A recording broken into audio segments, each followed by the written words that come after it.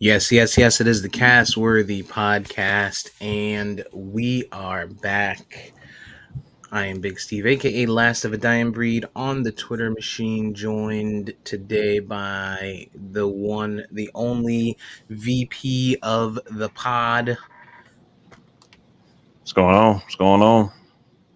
It's Labor Day weekend, Sunday, Oh September shit! 4th. It's crazy. I forgot it was fucking Labor Day. I definitely would have got up tomorrow and logged into work. Just yesterday was the 4th of July, and today it's Labor Day weekend. It's like, Yep. where's the time gone, man? Yeah, definitely, Time, man. This time year's flies flying when by. you're old. When you're an Yeah. adult, Yep. shit, crazy, man. uh, What you been up to? nothing much, man. Just fucking chilling, maintaining day by day. That's it. What about you? Getting ready for the holiday. Thursday is the actual true holiday. It is the NFL kickoff. Can't wait for that. So that's a must. Last minute drafts this weekend. Ours was yesterday, Friday. Friday, and got one. Actually, I got two today. So then I'll be Okay. done for draft season. Draft season rounds out at that point. So and then baseball fantasy playoffs start for me. I'm in first place right now, of course. Um, and but yeah, so it is what it is. It's that time of year. We'll be at the point soon where all the sports are going, and that's like the best time of the year for us men, and actually for sports fans, whether you're a man or not. Yeah. Um, but yeah, man. Other than that, nothing too crazy. Hoping for this fall foliage to kick in soon. It's already September 1st. Needed to cool down a little bit. It's still 95 degrees and out here, as you know. Yeah. Yeah, man. Florida. It's either hot or raining. That's like Hmm. our two weather conditions. So definitely can't wait for it to cool down just a little bit. Not too cool, but just a touch. Yeah. Yeah. Well, too cool for you is like 75 Yeah. Yeah. Miami. I gotta But break out they the jackets. yeah, man. But you're playing out events and shit, and next thing you know, it's a month has gone by. Like, it's crazy how quick time is going by right now. But yeah, so this week will be an interesting week. We got two things that happen this week that are really important. One, the Apple keynote happens this week. That's Wednesday. So that's going to be pretty dope. They should Yeah. be giving us some new stuff, just stuff that I'm excited about. I really don't give a shit if it's important to other people. No offense to the listeners. Um, but no, but then we also get to see, I think Wednesday as well. It's either Wednesday or Thursday, and you probably know better. The um the portraits are going to be unveiled of Obama and Michelle at the White House. Yeah. Yeah, that's on Wednesday the 7th. So I'm interested to see what those are going to look like, because sometimes they be doing some wild ass shit with them portraits. Yeah. Well, this one is their official portraits. So like their as president and first lady. So I don't think this one will be like wild. It is likely going to be like either him standing or standing next to something iconic or like sitting at a desk or something like that, and hers the same, something like this. So next to a nice window or piece of furniture or some shit in the White House. I don't know. I don't think it's going to be wild like you're talking about those portraits they have at the Smithsonian, the one where they got Obama like sitting in the flowers or whatever. Yeah, yeah, yeah. Yeah, when I saw that I was like, what the fuck. Like, I couldn't believe that one, but like the artists, when they interviewed him and they talked told him about what it means, you know, I get it, but like I don't know, I wasn't feeling it, but and I guess like that's one of the things about art, right? Whether we're talking about you know visual art, music, whatever, everybody got their own feelings about it, right? And so I'm pretty sure there's people who saw it who loved it, and they like, oh, you can see here the artist is saying this flower represents Obama's struggle or whatever, Right. because when that flower grows, it, da da da da, and it's like, yeah, I don't know nothing about flowers. That shit looks stupid to me. Like, This is the state flower of Idaho, which was the first red state to flip when he was okay. All right, relax. Y'all got to give it a rest. right. Just I tell you, artists, man, when you tell somebody to be eccentric, oh my goodness. Yeah. It kind of reminds me. You ever seen the Big Lebowski? Yeah, Like, remember that scene with Julianne Moore when she's painting and she's like on a fucking, she's like hooked up to a cord that's like sliding her across the roof, and she's just like throwing the paint at the thing. I'm like, yo, art is fucking, it's crazy, man. I mean, you can make, my niece, she draws. She just graduated high school this past summer. right. And she draws like very, very well. And like every Christmas, like on her Christmas list, she always asks for like canvases, and she paints and shit like that. And so she painted something that she sold like on eBay for like $1,000, and it's like a Oh shit. little, it's just a painting that's on a like a 8x10 canvas, kind of 8-inch by 10-inch canvas, and she sold that shit for $1,000 on eBay. And she was just trying to sell it, like, and then people started bidding it up, and then the person who eventually got it paid $1,000 for it. And so now she'll talk like, yeah, I'm gonna be an artist, blah, blah, blah. And I'm like, yo, you can't, like, every painting you selling gonna be $1,000. You know what I mean? Like, Could be more. no, I it mean, could be more, but I'm saying, like, you gotta like put the work in to, you can't just be like, yeah, I need some money, let me paint something. shit, Like, that's what artists do, yo. right, Like that's why a lot of artists be homeless and shit. Like when we were in New Orleans, like these motherfuckers be like, you know what? I'm gonna just go ahead and live this wild ass life until I need money, and then I'll paint some shit and hopefully it sells. Like yeah. that's that wild eccentric brain that they have Mm-hmm. at times, right? But listen, she need to get it. You need to get her into like that NFT space, man. Get her to start painting like you know a lots of not portraits, but lots of different things, and just save them. I mean, it may not mean shit right now, but Yeah. you'd be surprised, man. Especially with this meta, with all the stuff that they're doing with Facebook and Yeah. you know Metaverse and all that kind of the shit. metaverse. Listen, man, there's gonna be, I mean, we're gonna be 10 years from now, we're gonna be like, what are we doing? like Yeah. like who would have thought? I feel like you ever seen that movie? It's with Bruce Willis, Surrogates. You ever seen that? Mm-mm. In the movie, like, it starts off like, if you don't know anything about what it's about, you wouldn't even know it was going here. Like, if you didn't see a preview or something like that. But basically, like, it starts off, you see like this dude who he goes to a club, and then you see him like just jump off a second story and like land on his feet like a superhero. And you're like, what the fuck? And then later somebody shoots him, and then that's when Bruce Willis shows up, because Bruce Willis is like a cop or whatever. And then that's when you find out like these people have like robots. They are sitting at home like in a chair, that like they're Mm. basically connected to their robot like via Wi-Fi. And it's almost like it kind of reminds like The VR. Circle. Like, we watched that show The Circle, where Yeah. people are catfishing to be somebody else. And so like you got people who are like dressed as, or who their robot is a woman, but at home it's a dude. You had one guy who's he's like a young, like white, like a nerdy white dude, and he's dressed like this like 6'7" black dude with a fro. You know what I mean? So I feel like, it's shit like that. We're going places like that, man, at some point.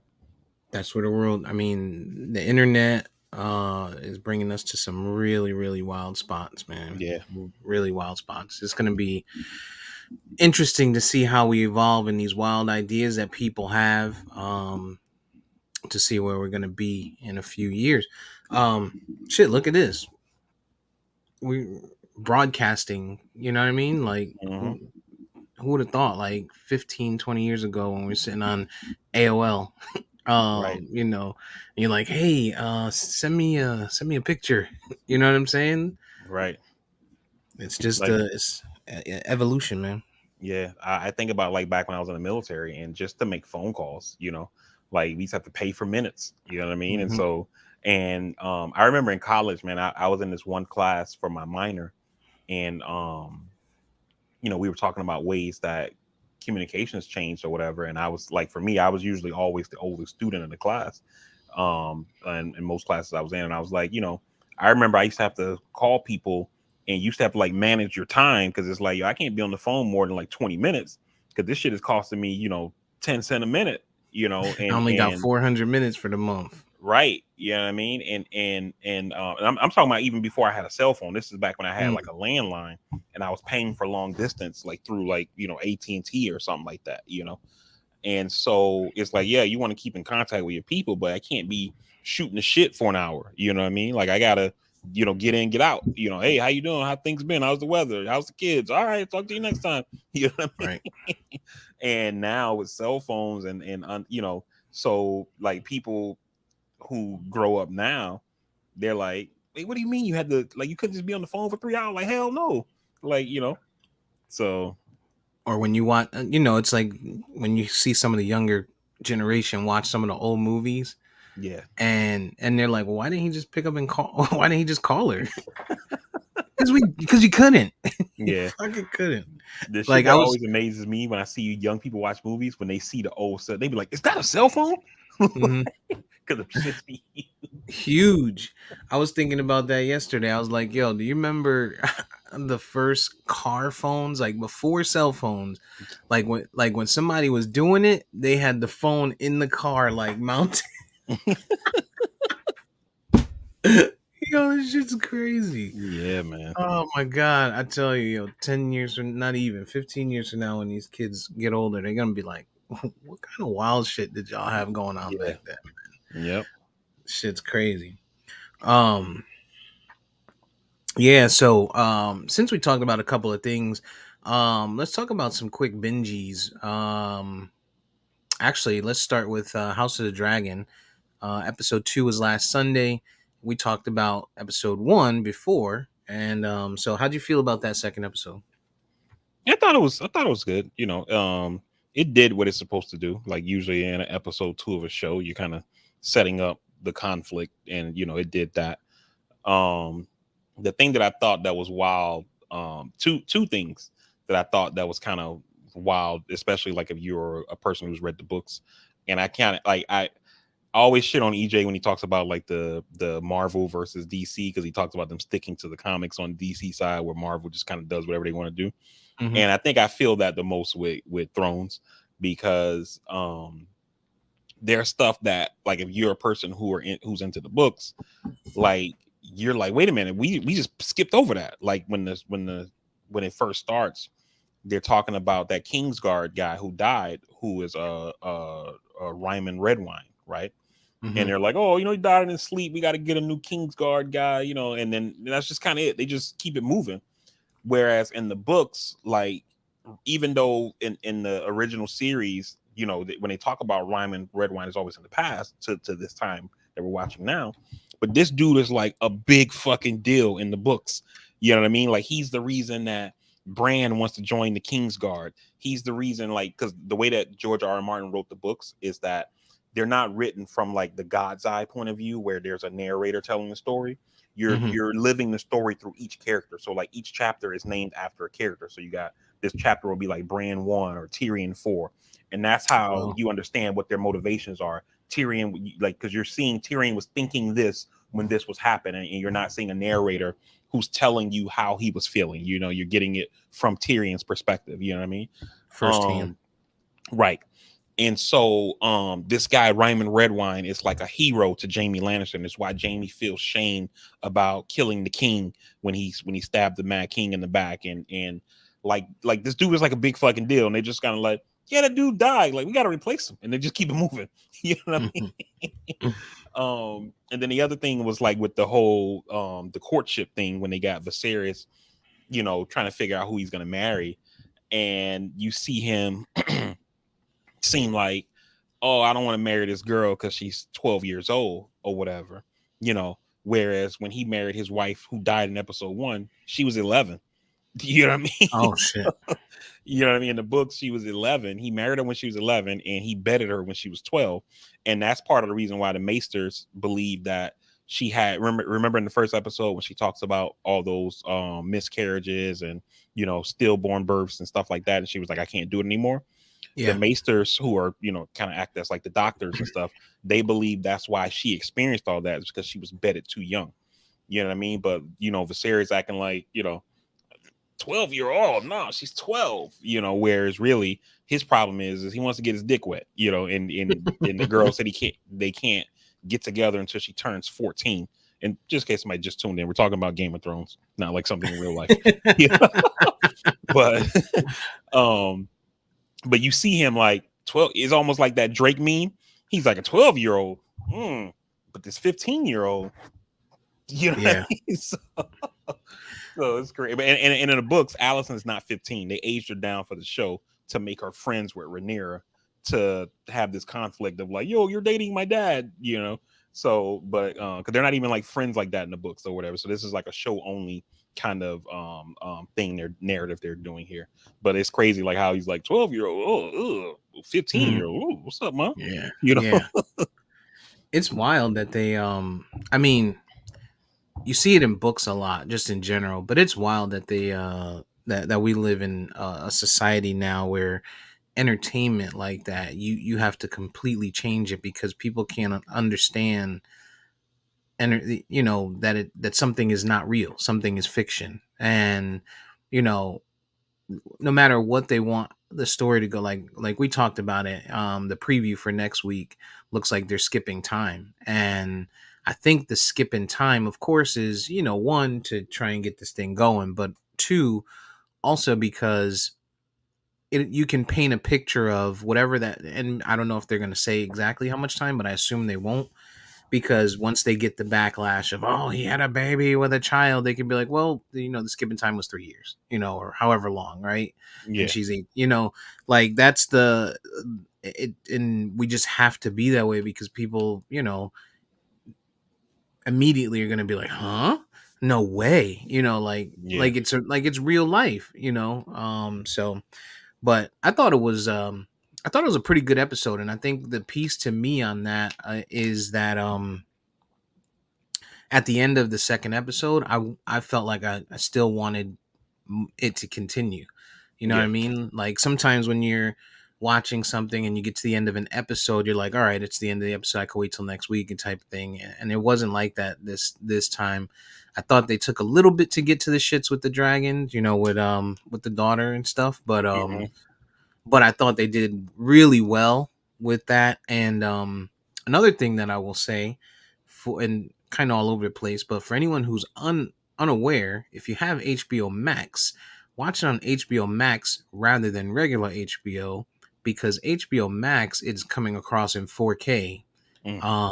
It's the first. Yeah, it's the first series that's been recorded in 4K, and it's only coming across on Max. When you watch it on regular TV, it's not being broadcast in 4K. So I went back and watched this episode on HBO Max when I found that out midweek, and man, it just looks, the visuals are 100 times better. Like the dragons, like it's super crisp. Like it looks a lot better than it does just on regular TV. Granted, it's still still looks good, and the show looks great, but now, like the one takeaway for me this week is I don't know if I like or dislike Damon. You know what I mean? Like after episode 1, I'm like, oh, I can't fuck with this dude, and then halfway through episode 2, I'm like, oh, he about to start conflict, And then when I forget his name, I just had it on the tip of my tongue, but when Corliss, when Corliss goes and he starts talking wild, and Damon checked him like, yo. Yeah. I talk about my brother a certain way. You don't. Like I was like, hold on, maybe I fucks with him a little bit. Yeah. Well, what I can tell you without spoiling anything is this particular series, like what, let me not say the series, the story behind this series is not gonna be like the original. So like remember in the original Game of Thrones, like pretty much from jump, the Starks are kind of set up as like heroes, and it kind of seems like everybody else are like, just pieces of shit, kind of. You know what I mean? Yeah. This story is not gonna be like that. Like all characters are gonna do stuff that makes you be like, okay, this my guy, you know what I mean, or that's my girl, whatever. And then something else is gonna happen, you're like, man, this bitch, like. So you're gonna have like a love-hate relationship with all the characters, I think, because they made them. When George wrote them for this particular thing, he made them like really complex or whatever. So it's not gonna be like where the Starks kind of just have that halo effect, and everybody else is just seen as like being in the Starks way or whatever, Good. So that's why when you put in the chat and you was like, yo, I don't know if I like Damon, and I was like, watch this space, because I feel you're gonna have a love-hate relationship with all of them. That's what makes for good TV. That's what makes for good movies, specifically TV series. Like I think that's sort of how, like, Jesus, what was the prison movie that I put you guys onto from Australia, or TV show? God damn it! I love this show. Yeah. I can't think of the name of it right now. I know you're talking about though. But that's how it was. It was like the villains and stuff. Like one minute you hate them, and then the next minute you're like, oh, okay, she's not that bad. And then the next episode you're like, oh, I'm gonna kill this bitch. Like it was Wentworth. Wentworth, yeah. I like shows like that. So for those who haven't watched Wentworth, Wentworth is an amazing show. If you're an Orange is the New Black aficionado, or you really like Orange is the New Black, check out Wentworth. It's just as good, if not better. At least the first part of Orange, I think might have been a little better, because Orange started great, but it takes so long. Like the character building, like you'll see this person, and then they'll spend a whole episode 3 episodes later, after you've met this person, telling me their backstory, and I don't got time for that. That's not my thing. I think Orange, not to get too far for Thrones, because there's something else I want to talk about real quick on that. But I think what fucked Orange up, man, and I say it all the time on here, where when these people, the showrunners, create a show, they come in wanting to tell the story in a certain amount of seasons. You know what I mean? Right. We do the whole series in 4 seasons. And then the shit gets crazy in the network, in this case Netflix. They want more, and so you have this story that should have been told in 2, maybe 3 seasons, get stretched out to like 7 seasons, and then now you got to start doing all this filler bullshit, and it makes people be like, yo, what the fuck. Like the first like 2 seasons of Orange, I was like, yo, I see why people like talk about this shit like this. It's really fucking good. And then like once you start getting past that, it really seems like a stretch. I'm seeing that with Bill. I talk about Billions all the time. From everything that I read when they first started Billions, I think Billions was supposed to go 4 seasons, and next season is going to be like season 7. So or season 7. So it's shit starts getting stretched, man. But on Thrones, what do you think about the intro? The new them actually using the right song? Yeah. Or like the visuals? So I guess both. For me, song, loved it. If it ain't broke, don't fix it. The visuals, I'm like, what the fuck is this?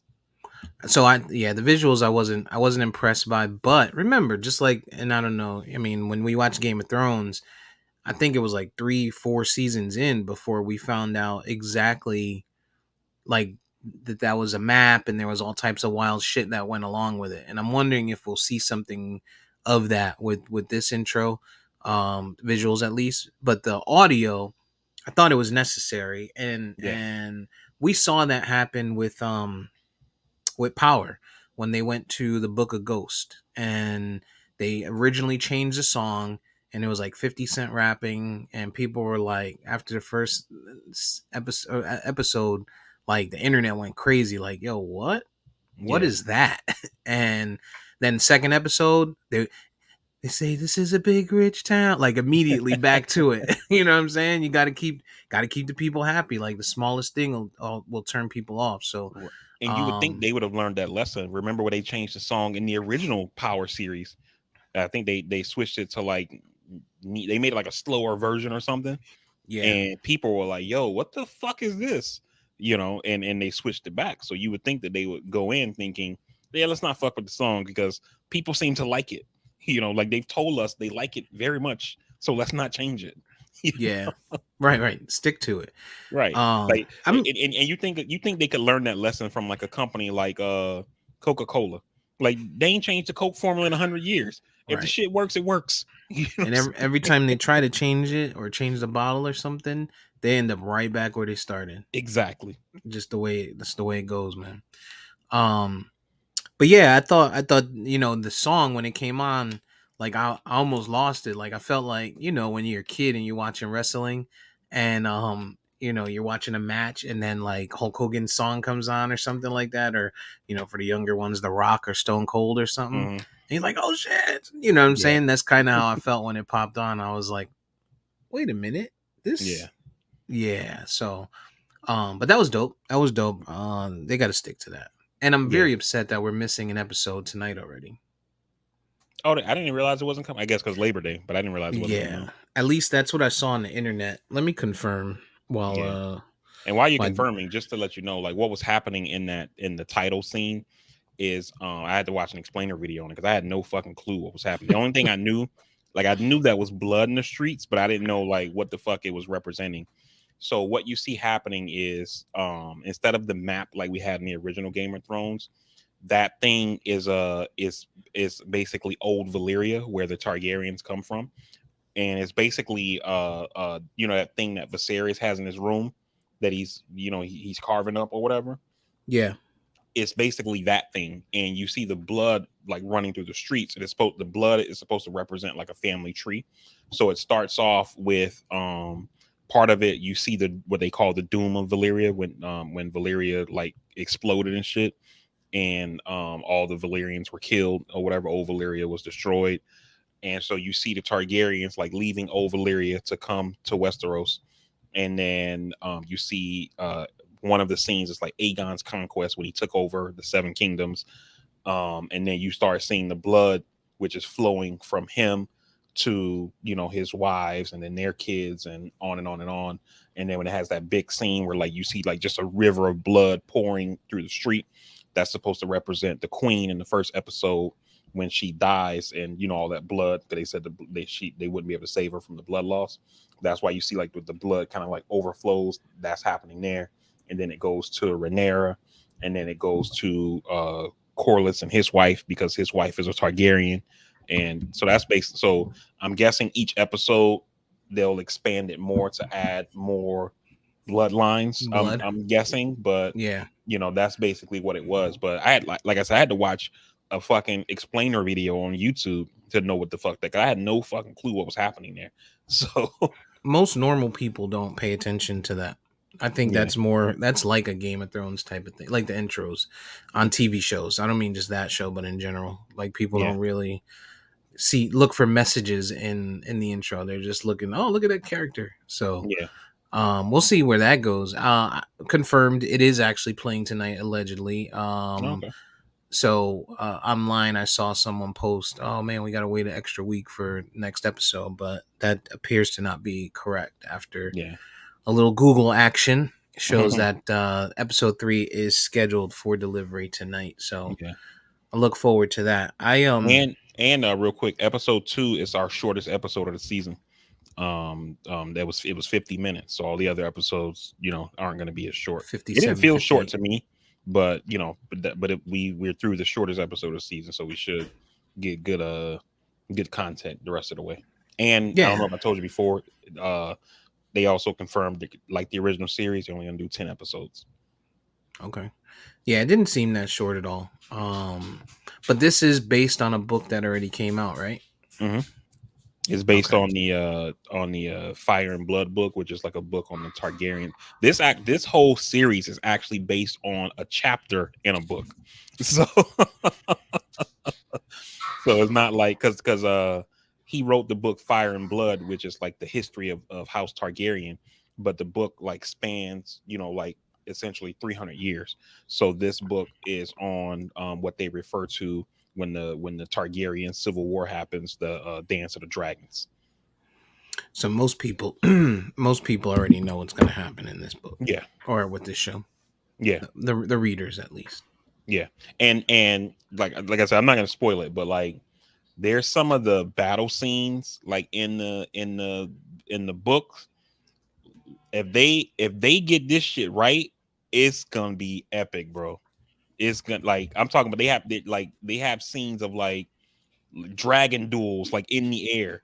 You know what I mean? Like if they get it right, man, it's gonna, especially the way CGI is not like this. It ain't the 60s or the 80s or some shit. Like, the way CGI is, they should be able to make this shit happen, and it's gonna be fucking epic if they do it right.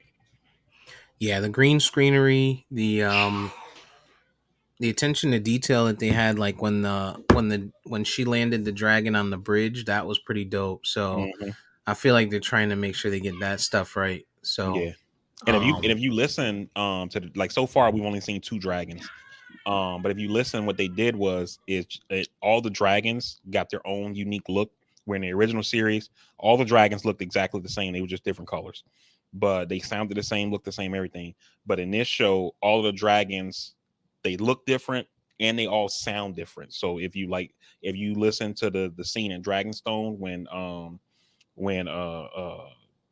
Damon's dragon comes out, you hear it yeah, kind of making a sound. It sounds a certain way, and then when she lands with her dragon, it sounds a certain way. And in this series, in the book, there's like almost 20 dragons that are alive at this point, but the HBO people said we're only going to see 9 of them. So you should each dragon should have their own unique feel and sound. yeah. 9 is still. I mean, that's still a good amount when you're talking about how large they made them, and being able to try and fit them into different scenes and shit. Like, yeah, that is a pretty large amount.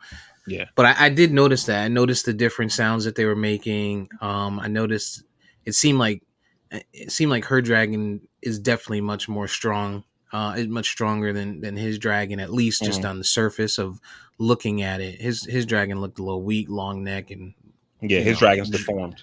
Like, it has giraffe wings on his ass. legs, and the neck is like extra long. Yeah, And yeah, but that kind of just shows you like the problem that's going on in the story, right? This is the problem with Viserys. He's a weak king.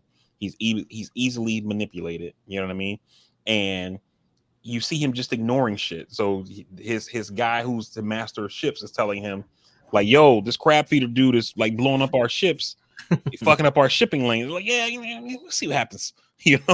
His brother leaves and goes and takes a castle with a dragon. So like, imagine like right now, like in our world, like if some general decided to leave the army and left with a nuclear weapon, and the president is just like, yeah, I mean, we'll see what happens.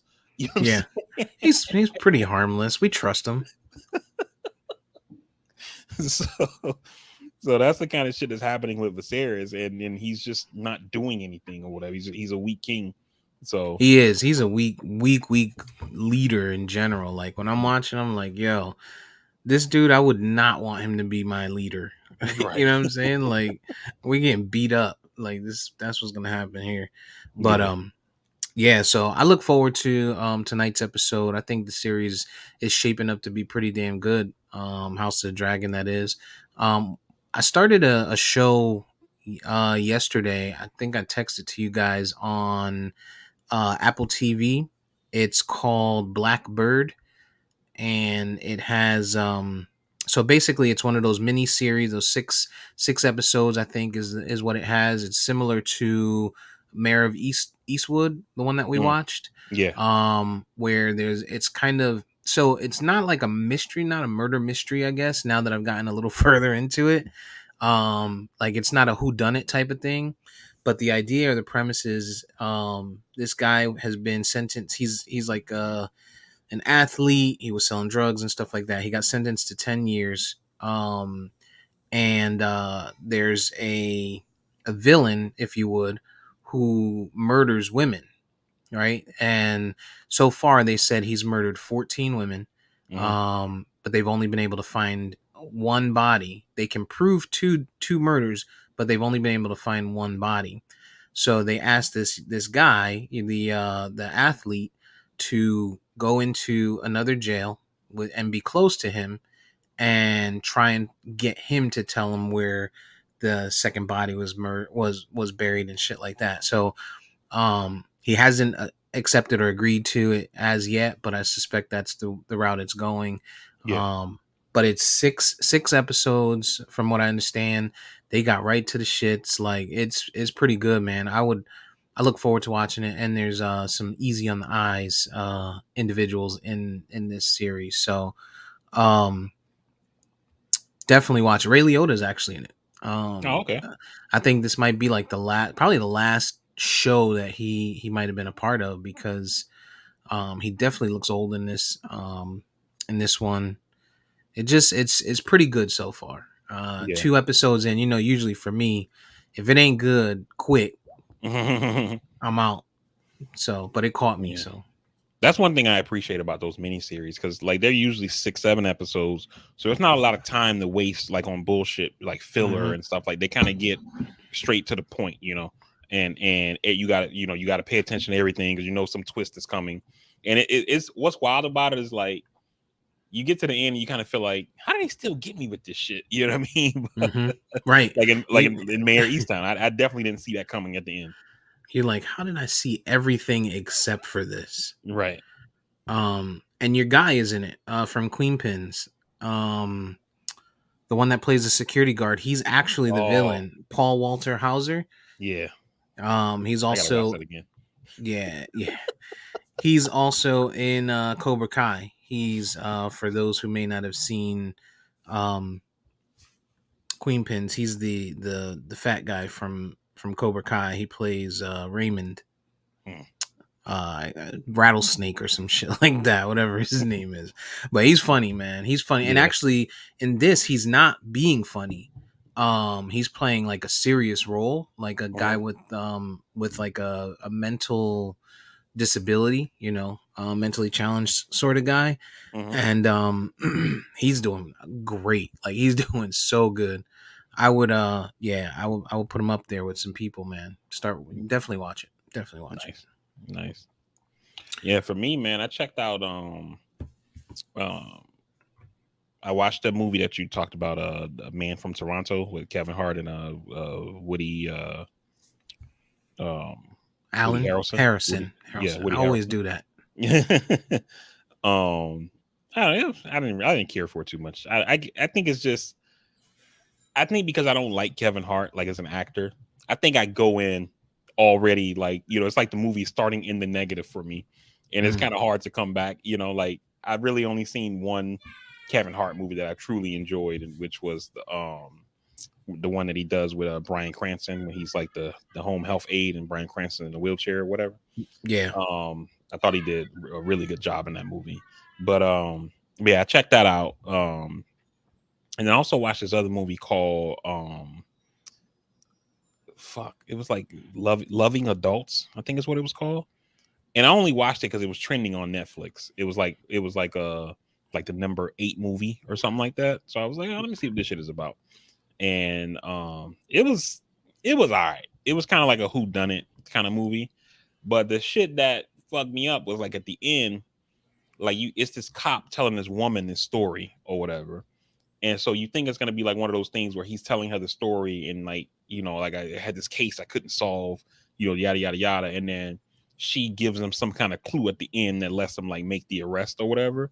And like, that's not how it happens. He's basically, you find out when you get to the end, he's the dad of the chick he's talking to, and they're at her wedding, and he's telling her like how powerful love is.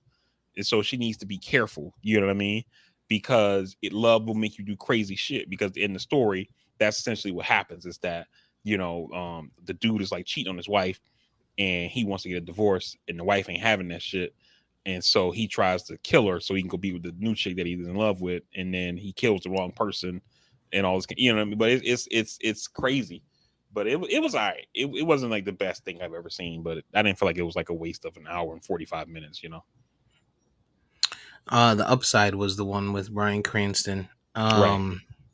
Yeah, Kevin Hart. I liked him back in the day before he got big. Like when he was in. I even liked him in Soul Plane. Like I liked him in Soul Plane. I liked him in Paper Planes, or not Paper Planes, Paper Soldiers, which was an old like underground, like with Beanie Siegel, Noriega. Those guys were in it. I thought that was pretty good. He played like a guy that breaks into houses and stuff. So he did pretty good there. But anyway, yeah, that was EJ's movie, the one with Woody Harrelson. Oh, I okay. s- I did start watching, so I haven't seen it. That I mean, I don't care whose it is. I'm just saying I haven't seen it, but Yeah. that helps me make a better decision. But I did start watching the one with him and Marky Mark, Me Time, I and saw that one trending too. I stopped. I stopped. Like it wasn't doing it for me, man. Like I think I watched like 40 minutes of it, maybe a little less, maybe like first half hour. It just wasn't doing it. I Yeah. started to doze off and I was like, nah, this ain't it for me. It's a Netflix movie. And for me, I've said this countless times on the podcast where it feels like Netflix is like, yo, let's make everything and we'll just see, you know, what's popping. You know what I mean? And you know, it seems like they're like, okay, Mark Wahlberg's famous, Kevin Hart's famous. Let's throw them in a movie together. We'll give them both, you know, 15 million bucks, call it a day, and see what happens. And you get these movies that you watch, and it's like, why the fuck did they make this? And it almost seems like Netflix is just like, you know, we got the money, so fuck it. You know what I mean? Where they're not necessarily saying let's put out quality shit. It's just saying let's do it because we can. And if you know, and if you're a star, it's not like I doubt Kevin Hart is probably sitting around thinking like, man, when I'm gonna be like Jamie Foxx and get that role that's gonna get me an Oscar. You know, he's trying to Mm-hmm. get paid. You know what I mean? And if you look at the way his career's gone, where he kind of went from being, you know, I don't want to necessarily say a nobody, but it wasn't like he was like some A-list guy. You know what I No, mean? you're right. He was And a nobody. it, and he goes from that to, you know, making, you know, $200 million in his career. So it's like, yo, if Netflix is going to pay me 10, 15, 20 million bucks to do this bullshit, you know, count me in, you know, as long as the check Yeah. clears, you know what I'm saying? And I feel like he's at a stage in his career where, you know, he always going to have his comedy to fall back on. And as long as these studios are going to pump out checks for him to be short in a film, because that's, it seems like that's where all of it, all the comedy derives, that he's short, you know. He's like, yo, as long as the check clears, sign me up, you know. Yeah. Yeah, the Netflix movies are like sometimes they're like the shepherd's pie of movies. They're just like, yo, give me some, give me some cheese, give me some meat, throw it in a pot. I mean, how bad could cheese and meat together be? You know what Right. I'm saying? And that's kind of what that movie is, the Marky Mark and Kevin Hart. And that's the other thing. I never call him Mark Wahlberg. He's always gonna be Marky Mark to me for some reason. But mentioned in the chat was Mo, which is another one that I saw on Netflix and I watched a preview for, and it looks like it's pretty good. I can't tell if it's I couldn't tell if it was a comedy or what exactly it is, but it looks like it was a guy from what I got from the trailer. It was a guy that came over. He got offered a job as a security guard at a strip club. Doesn't have any papers or anything like that. Mhm. So, but I it's on my list. I added it to the watch list. I'm gonna definitely watch it because it looked pretty good, and I think it was actually made it after I saw the preview Thursday or Friday night. I think it was yesterday. I logged in, and it was on the Netflix top 10. So Okay. sometimes those things get up there. If they get up there that quick, they're pretty good. So Yeah. Yeah. I'll be giving that a shot too. That's kind of how I watched Squid Game. It was like I saw it, Mm-hmm. like I saw it number one, and I'm like, what the hell is this? I never even heard of this. And Right. then I would see like on my Twitter, it's just, you know, Squid Game, Squid Game. I'm like, you know, people are like, oh my god, it seemed like it was that, like, if you haven't seen Squid Game, and it was just like one day, I'm like, let me check this shit out, and then I watched it. You know, first episode, kind of like, oh, okay, I'm definitely Yeah. watching this. Yeah, this is what we got. So Yeah. That's all. I mean, I think that's all that I was watching. I think I started oh, I did start that one that what did EJ say it was called? The Zodiac one. oh, Uh Cosmic Love. Cosmic Love. I did start watching that. I watched the first episode of that. I'll probably get back to it. It's not disqualified yet.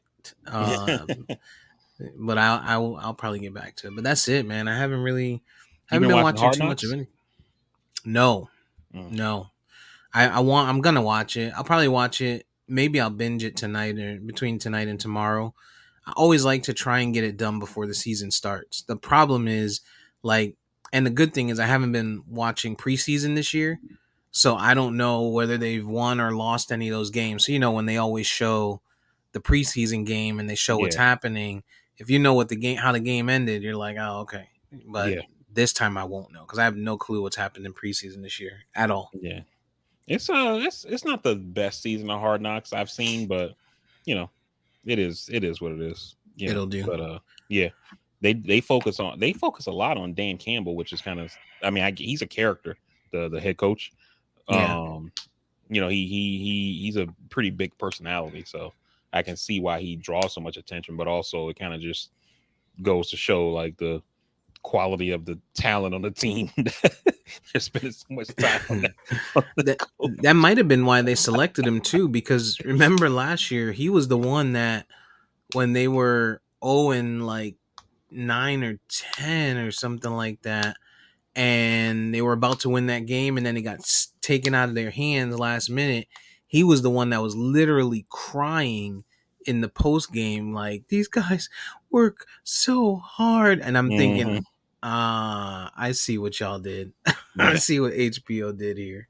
yeah, he's a character, man. Like he's like very very intense, like and like surprised, like I don't know if people remember, but he was the Dolphins head coach when they fired Joe Philbin. He was the interim head coach for like 9-10 games, something like that. And a lot of people, including myself, wanted the Dolphins to hire him because he was like so intense. It seemed like the players like really really respected him, but they didn't Mm-hmm. hire him.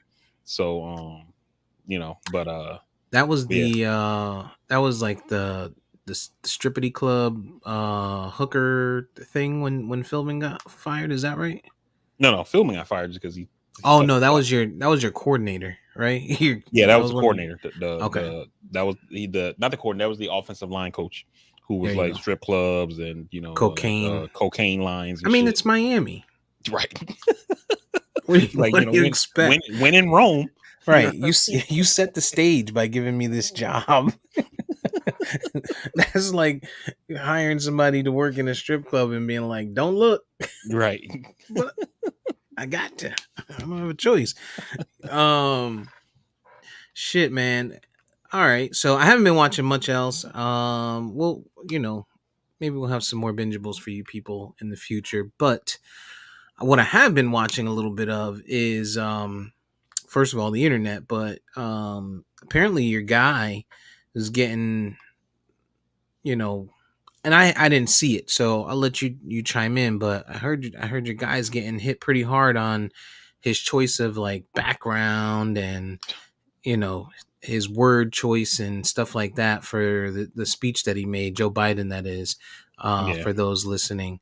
Tell me what happened there, because I'm seeing like all the memes, I'm seeing people share shit, and then I see both sides of it, the good and the bad. And the Dems are like, well, all he did was go out there and condemn fascism, and the Republicans don't like it. And then on the other side, the Republicans are like, look, this is a fascist leader. Like, Right.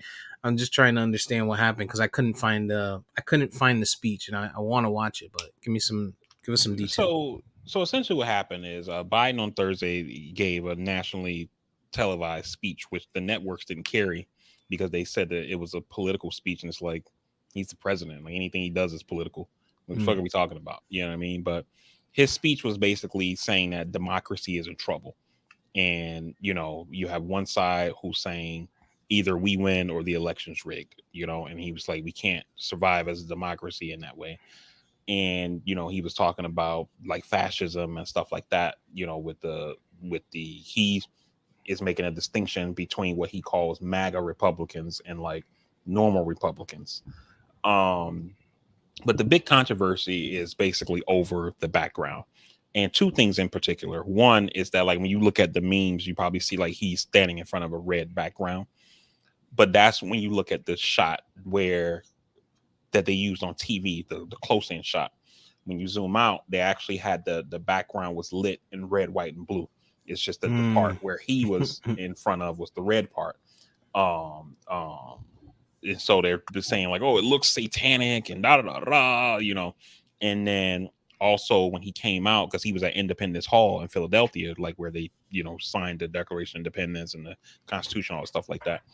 Right. And so when he came out, they had the Marine Guards there who like opened the doors for him, and then they were standing there waiting for him to come back to open the doors for him. And so they're saying like, you shouldn't be using the military as a backdrop, and all this kind of shit. And then people start putting out all these posts of Trump using the military as a backdrop while the military's there calling Democrats scum and fascists and all other kind of shit. You know what I mean? So it's one of those things where it's faux outrage, but the reason that the outrage is getting as much attention as it is getting is because CNN has decided that they're going to start shifting towards the right. And so CNN, which is, even though they're not the biggest news name, because they're seen as kind of like being the moderate side, where MSNBC is kind of like supposed to be left, Fox is on the right, and CNN was like the neutral party. So CNN is also playing this shit up or whatever, which is making it bigger than it is. But that's essentially what happened, is that they're saying, he used the military in a way that it shouldn't have been used, where presidents do this shit all the time. I don't know if you're old enough to remember George Bush standing on the fucking aircraft carrier that he flew in on, by the way, flew in on a jet in full flight suit and shit, and then gave a speech in front of thousands of troops on an aircraft carrier that was out at sea. Or the countless time Trump has done it, Obama, Clinton, or what, you know what I mean? Like, this kind of shit happens, so to make it seem like it's some out of the ordinary kind of thing, it's just stupid. And then the final thing is that he's talking about fascism and they're getting pissed. And it's kind of like that whole thing with when Andrew Gillum ran against Ron DeSantis, and he says a hit dog will holler. You know what I'm saying? Right. Because like this one guy named I think his name is like Trey Crowder or some shit like that. He's like this.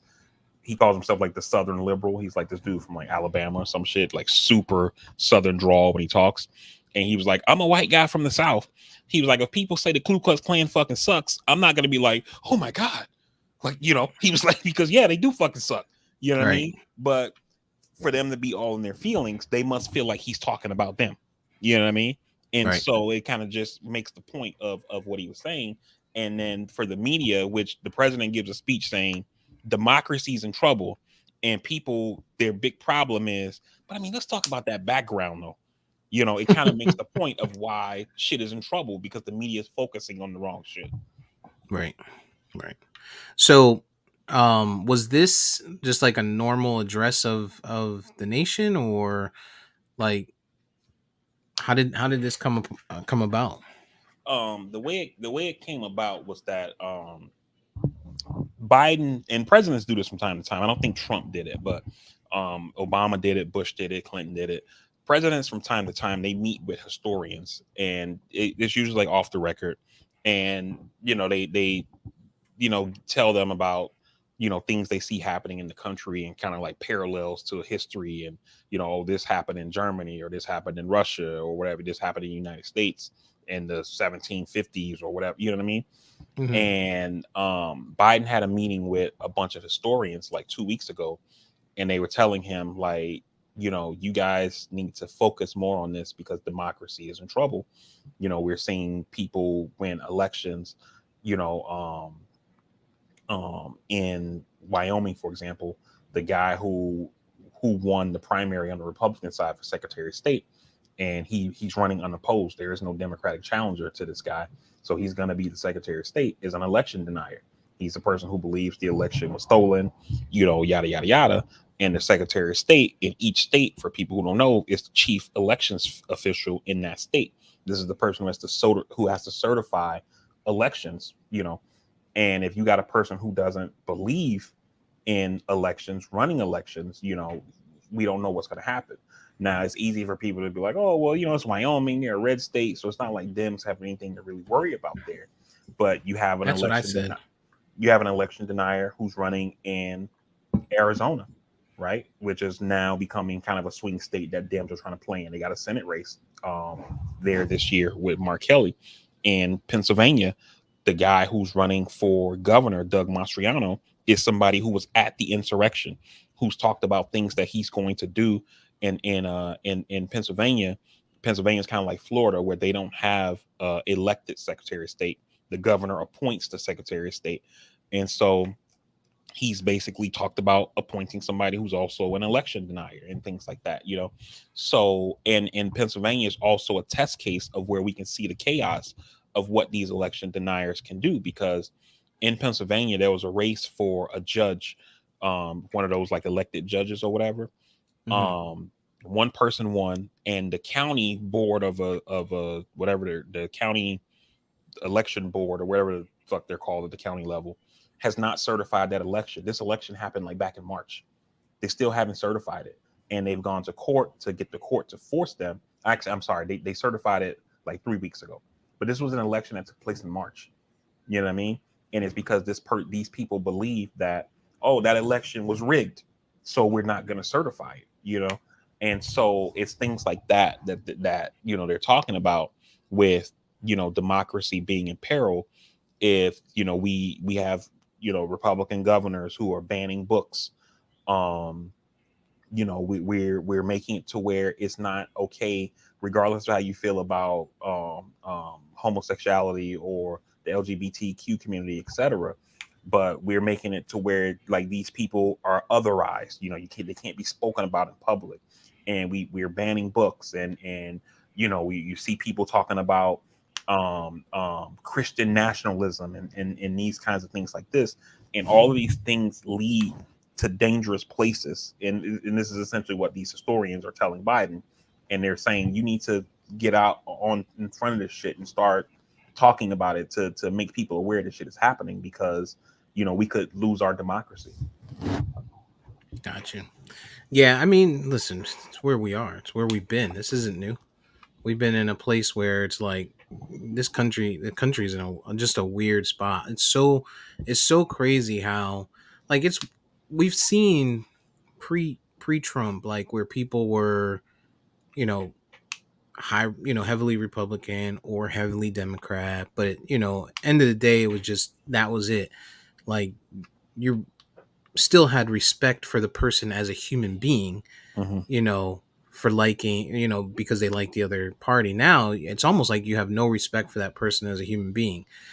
And it's gotten there, I think, partially because, I mean, I think Trump is a huge player in this, if not the, public enemy number one, because we always say it, whether he is or isn't. And it's, to not attack his character. I know you're going to be like, fuck that, attack his character, but to not attack his character 100% and say he's a blatant 100% racist, he may not be, but he says stuff that racists can can draw to, and things that they can relate to, and things that make them, that flip a switch in their head to make them say, yeah, he's on our side, he supports us, he's with us, you know what I'm saying? And that's what makes, I mean, me included, someone who says openly, no, I 100%. I don't. If you say I'm a Republican, fine. You say I'm a Trump supporter, or I'm a MAGA supporter. Then I lose complete respect for you as a human being, because to me that means something. Being a MAGA supporter, or saying I support what Trump, his thoughts and his values, to me that tells me that you're a shitty person, and you don't care about anybody else. You don't care about black people, you don't care about gay people, you don't care about Hispanics, you don't care about Indians, you don't care about anything but the Christian white person and maybe people in your tax bracket, like that's how I see someone who says, "Yeah, I'm full out MAGA," and I fully support Trump. There's a difference from someone that says, "Yeah, I'm a Republican," and maybe I don't agree with what the party looks like now, how it's being, put out there, but it is my party, and I'm going to support it.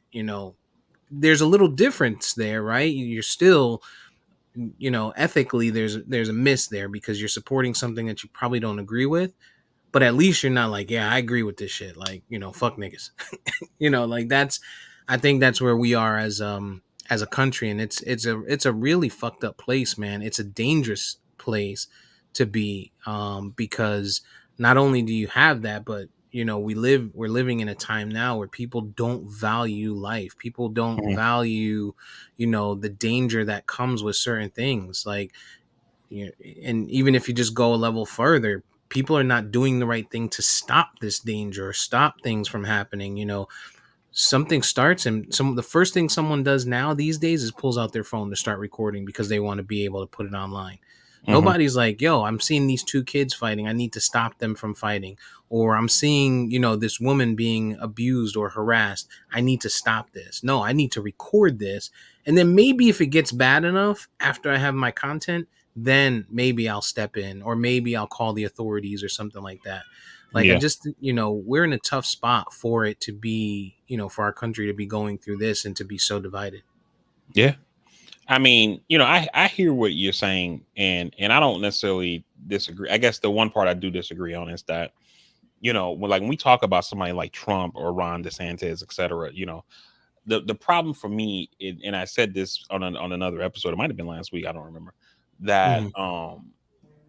it's one thing to believe these things, right? So like you talk about a guy like David Duke, right? Like or Richard, I think his name is Richard Sherman or some Richard Spencer is his name actually. Richard Sherman's football player. um Yeah, yeah, you I'm talk about saying. like those guys like Richard Spencer, David Duke, etc. These guys are just straight up, not racist. You know what I mean? Right. David Duke was a member of the KKK. This Richard Spencer guy, appears to be like a neo-Nazi or some shit. Like, they're straight up racist. Right. And that thing is kind of, maybe not that people are born like that, but they were, likely taught like that, as kids, and they truly believe this shit in their heart. Is as wrong as it is, they truly believe it, right? Hmm. But you have a guy like a Trump who I think personally that Trump is racist, right? But even if he's not, he plays to them, which makes it worse. He makes them feel like he's on their side, and he spews up this dangerous shit, and we've gotten to a point to where, especially with the internet, like people believe in very dangerous things, conspiracies and shit like that. This past week, Trump was on his bullshit Twitter thing, or Truth Social, his knockoff Twitter, tweeting out, or whatever they call it over there. I don't know what they call their messages, but like posting True or thing. truthing uh these QAnon conspiracies, you know, and you have a group of people who believe in this shit, and they think like, okay, here's the, they this shit is very dangerous, man. And I don't know where we're gonna be in the next 5 years, but it's scary to think about, man. It's scary. You have people talking about if Trump is indicted or arrested for whatever, they're gonna start rioting and shit like that.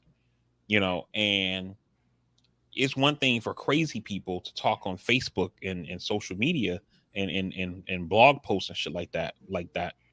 You have U.S. senators, Lindsey Graham, senator for South Carolina, is repeating this shit.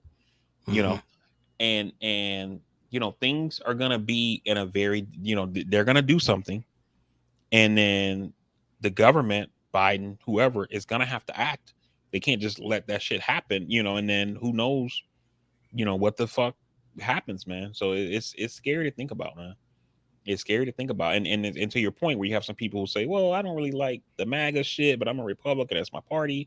you know, people have put their party over their country, you know, and okay, I get it. You like low taxes and you're not for student loan forgiveness or whatever, but there's something bigger happening here, you know, and the problem is that people like that who are like, you know, this is my party, I got to support my party, that kind of thing like that, is they think that they're the dominant voice in the party. It's just these small group of crazy people, and you know, but the rest of us are cool. So as long as we keep them, you know, in the kennel, kind of, you know, we keep that rabid dog in the kennel, it won't bite anybody. Right. But they don't realize is that they're in the kennel. The rabid dog is the one that's That's in out and control. about. Yeah. Right. You know what I mean? And you think about back when it was in the Bush years and the in the Obama years, you had, you know, somebody like a Louis Gohmert, right, who's been around since the Bush Obama years. It was like him and like five other guys who were like these backbench, like really crazy Republicans, you know. And in the Mhm. Obama years, you know, you had these Tea Party people in the Freedom Caucus. You know, it was like 30 of them. And you fast forward to 2020, you got 140 some Republicans who sign off on a letter saying that we need to throw out the election results.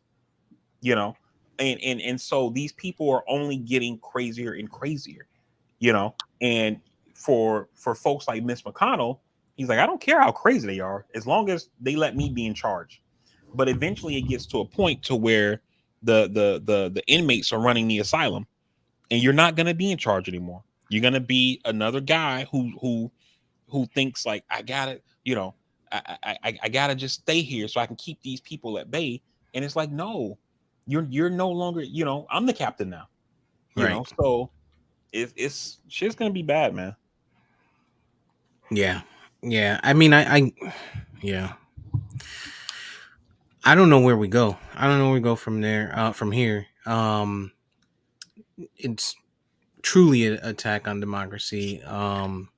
But I think what the problem is you have a party who's afraid of conflict, right? The Democratic Party, the people that are running it right now are non-conflict people. They don't want the conflict. They want to make it as, as easy as possible. They don't go, and we talk about it all the time. But you have a party, to your point, who's like, if you go after our guy, Trump, we're going to riot, right? And rioting for one party is, it's protesting. Rioting for that party who you see when they're talking about their gun rights, they feel a need to post a picture of themselves with 45 different guns and, their 4-year-old unloading and loading guns and shit like that. Mm-hmm. That's where it gets dangerous, because they don't have the wherewithal to riot and direct their anger as they did January 6th one time, but at who they're angry at, which is the government. They're going to direct it at everybody else and anybody else, because that's what their leaders, or the people that represent them, are supportive of and refuse to condemn. So these Republicans, these senators, and the what's her name, Marjorie Taylor Greens and stuff like that, Mm-hmm. none of them are going out there saying, hey, we're pissed off and we get that you're pissed off, but understand that it's not right for you to harm someone, Right. just because you're angry.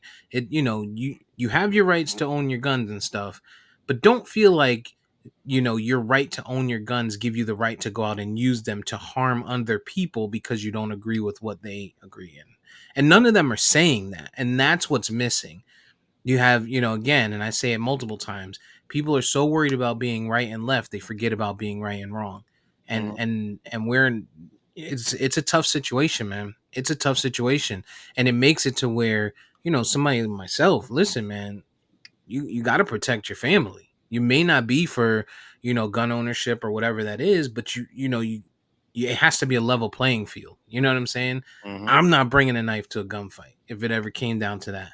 And Right. you feel like you got to be prepared. And as long as we're living in a place or space like this, it's going to be really tough to move into that right direction of, hey, we probably should start to control, gun ownership a little bit more. There's a sale today. I almost bought another AR because it's amazing Labor Day sale. $3.99 for, a really good deal. Great deal. I didn't, but it's a good deal. And I'm like, oh, prep for the future. But that's where we are right now.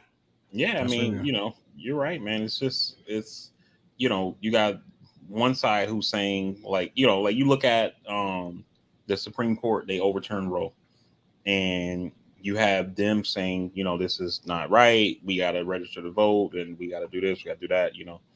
Whereas the other side is saying this thing had, they forgave student loans, and we don't like that, so we got to start marching in the streets, and we're gonna fucking kill somebody.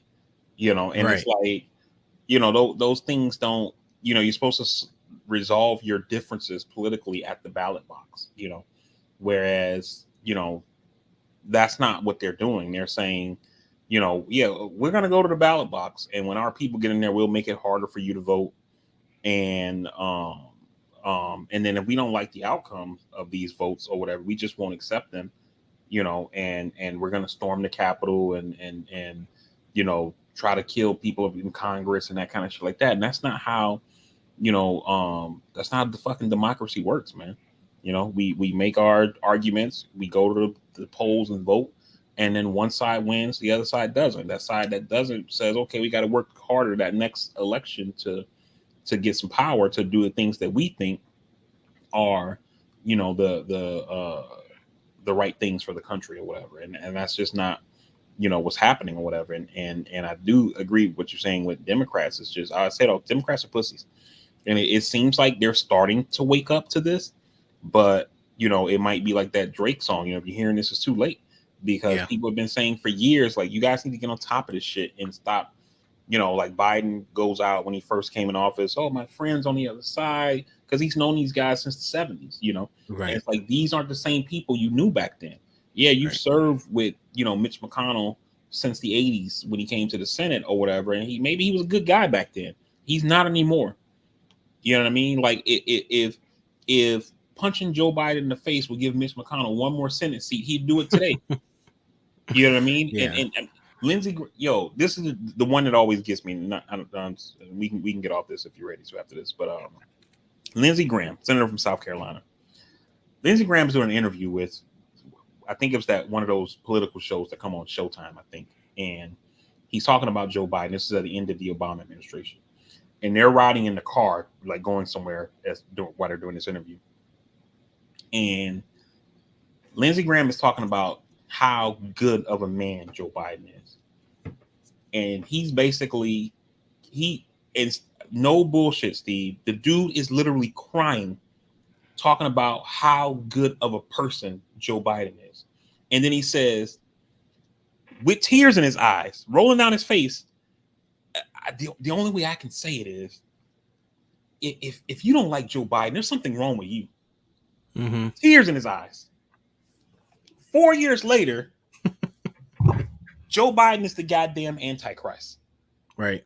This is a man who is saying you're one of the best, not fuck the politics. You're just a good person. He doesn't understand how somebody could not like you.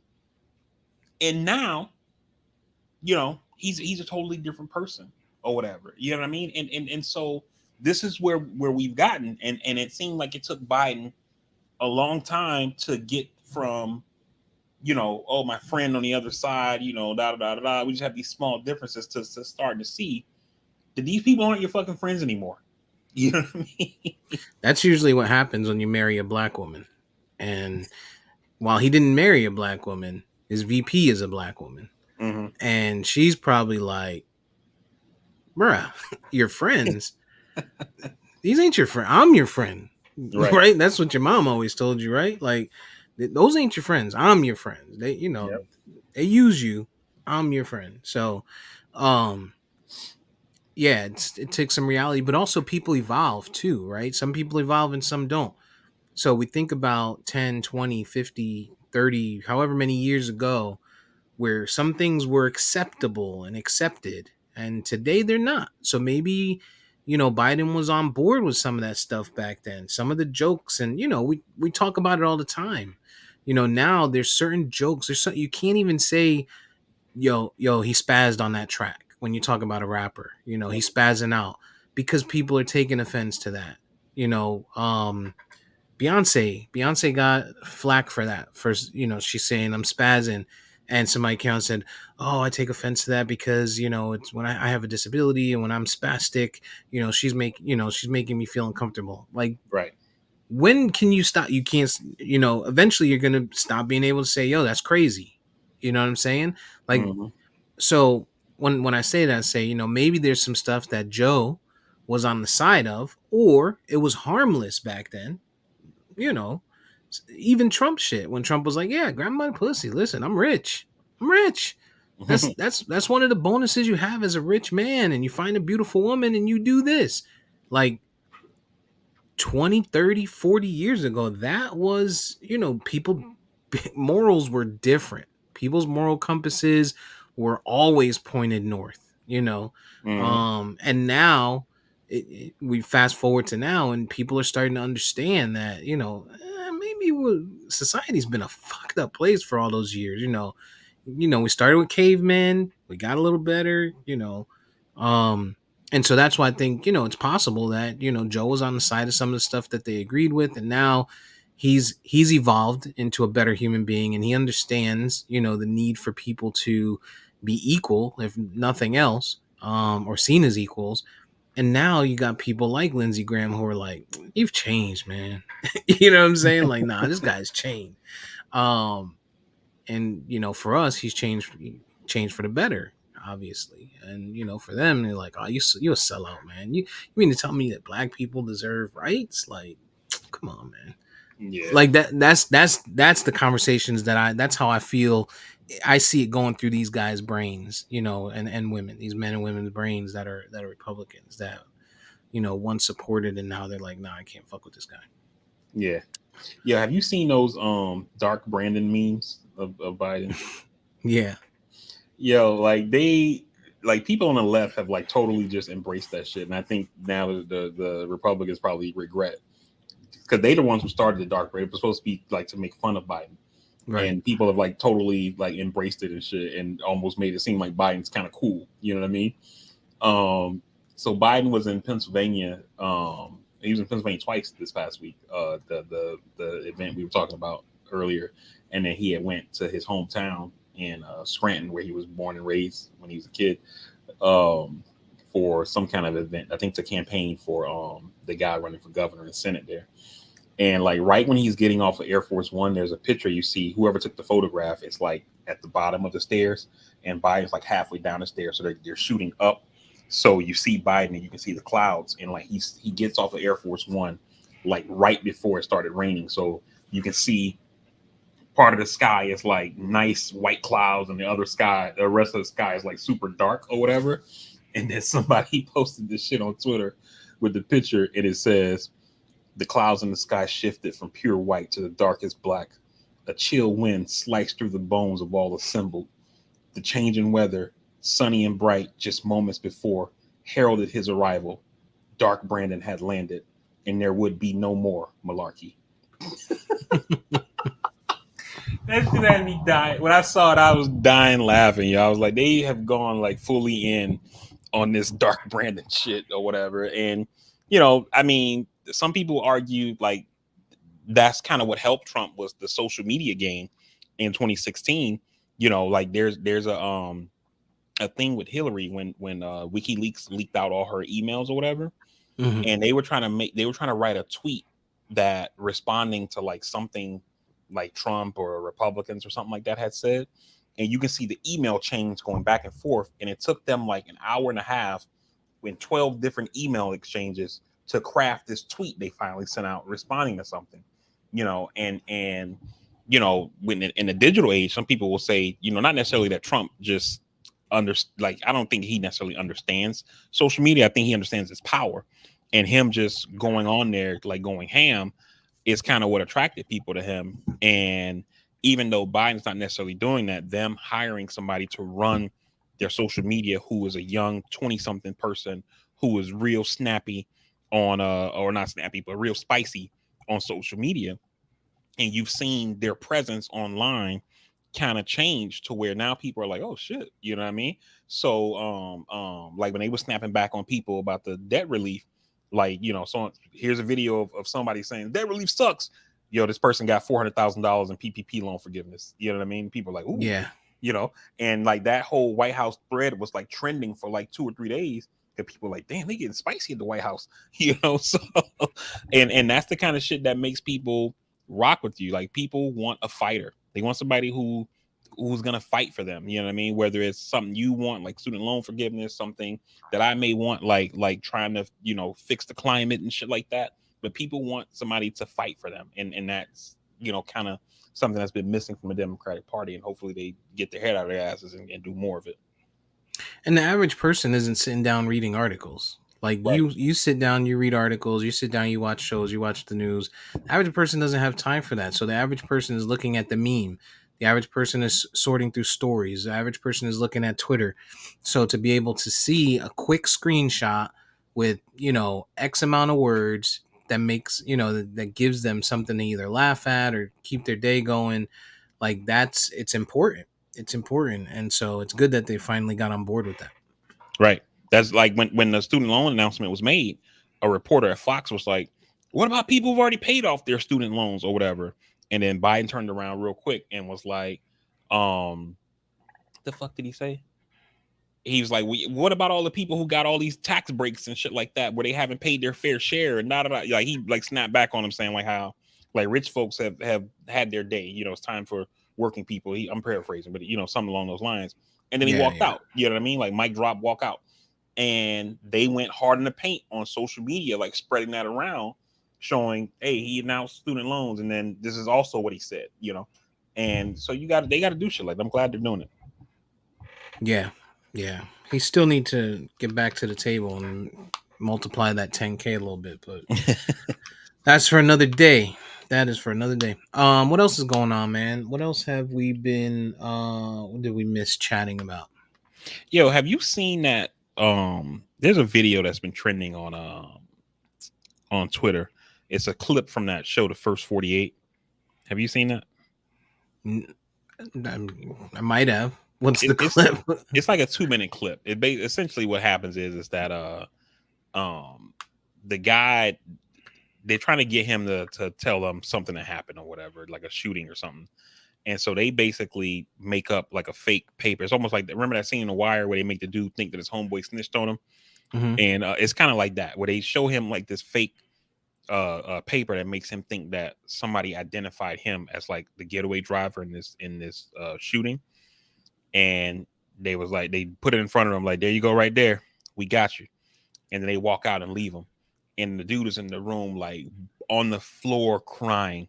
The dude he's like, man, get up, man. Like, you know, what's wrong with you? And he's like, it wasn't me. I promise it wasn't me. They was like, well, who did it then? He was like, it was Steve. Steve's the one who did it, you know, you know. And they like, hold on, because now they're taking notes, you know, and essentially get him to confess to the like how everything went down. And you know, it kind of just, you know, just with people not knowing their rights, man, it just, you know, I saw this thing with these lawyers who were like, if you're ever interrogated by the police, the first thing you should do is shut the fuck up. And then, and then he was like, after that, the next thing you need to do is shut the fuck up. And then the other lawyer comes on. He was like, third, the best advice I can give you is, and then they both say like in unison, shut the fuck up. Like, you know, because you think you're in there like saving yourself, and you're just digging a hole, man. And you know, people need to understand that cops are allowed to lie to them in fucking interrogations and shit like that. They don't have to tell you the truth. And now, you know, you don't went in there and told on your own damn self, you know? Mm-hmm. Yeah. Sometimes you learn that the hard way. Yeah. You know, life lessons that people have to learn. What is oh, I'm sorry. Before we go there, Donovan Mitchell was traded to Cleveland. Donovan Mitchell is a point guard and played for the Utah Jazz. the price was really steep everywhere else. Some people said the Knicks were trying to get him. They asked for something like 7 first round picks Yeah. total, and some players. They got him from the Cavs basically for Colin Sexton, which is another point guard, a couple other players, and I think 3 first round picks, if I'm not mistaken. But they were able to keep together some of the stronger, the stronger point guard. Mobley as well, I think, stayed, and the center they got from the Nets. Forget his name, but I think Cleveland is starting to shape up into a little Mm-hmm. squad that I think it's inevitable that your boy LeBron is going to end up back there. I wouldn't be surprised, man. Especially the way the Lakers are going right now. I mean, I know he just signed that extension with them, but I could definitely, see them trading him. I mean, he at this point in his career, not saying that he's washed, but you know, he's not carrying teams anymore. So, Right. if you could get some trade bait for him, you might as well. But yeah, Cleveland definitely is starting to look like they're going to need to be talked about when you start having these conversations about, what's going to happen in the East and things like that. I still think, Milwaukee is the dominant force. Boston, they got filled with young talent. That team pretty much mostly stayed together. And then while, it's kind of like I got to see it to believe it, but you still got to factor in Brooklyn. Um, but yeah, that Cleveland team is shaping up to be something nice. The thing I was kind of wondering about with Utah is it's like I feel like in the NBA, first round picks are not as valuable as they are like in the NFL.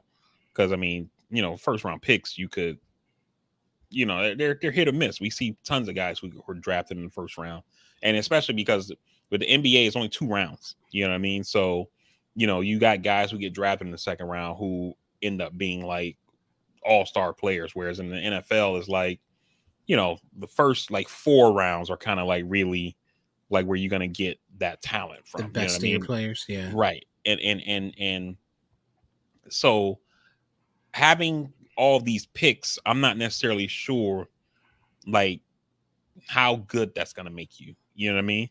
Because you still got to go out and find the guy. It's gonna be tough to trade for people because I mean, who fuck wants to play in Utah? You know. So, I don't know if Utah is gonna get all they hope for out of those picks. I mean, I wish them the best, but I just don't know how well it's gonna work out for them. But they definitely, I think Donovan Mitchell is a great player. I think Rudy Gobert is a good player, but I think they definitely got more than they should have for those guys. Yeah. Supply and demand is kind of where it's at right now. You see, uh, who was it? Jesus. Oh, KD, the KD sweepstakes, where they Mm-hmm. were like, "Yo, you pretty much got to give us all your starting lineup. We'll take your first 6 man off the bench, Right. and probably at least your first 5 first round picks you got for the next 5 years, and maybe a second rounder." Yeah. Like it's crazy the demand that they're putting on some of these guys, and at least Spider's a little bit younger than KD. I think he'll make some he's definitely gonna make some changes or some difference up there in Cleveland. Gilbert Arenas went on track. You said you think Milwaukee is still the team to be reckoned with in the East. Gilbert Arenas went on track, and he's normal to have diarrhea of the mouth, but he said Giannis is not great because is not considered a great because he hasn't done anything in the last to make his game better. His game hasn't evolved at all. He's still the same player that he's always been. How do you feel about that? I hear what he's saying, but I feel like at this stage in his career, like you usually see players start developing these extra things like, oh, I got to develop the 3 point or I got to develop the post up game or whatever. Not necessarily year to year. It seems like LeBron has done that where it's like every year he's trying to like add something to the game.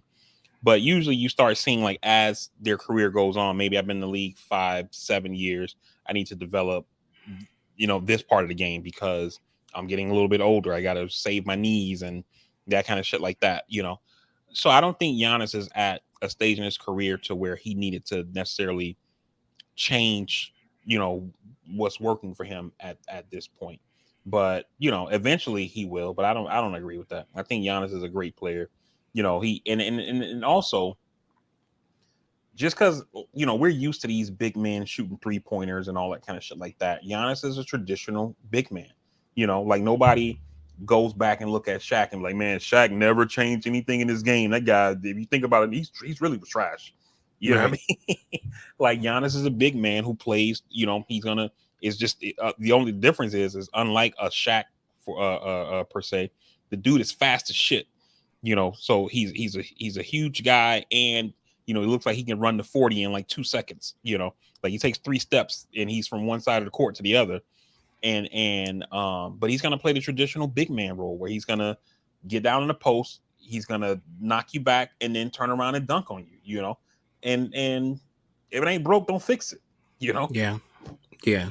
No, I don't. I don't agree with it. Also, I mean, come on, Gilbert Arenas never won. Right.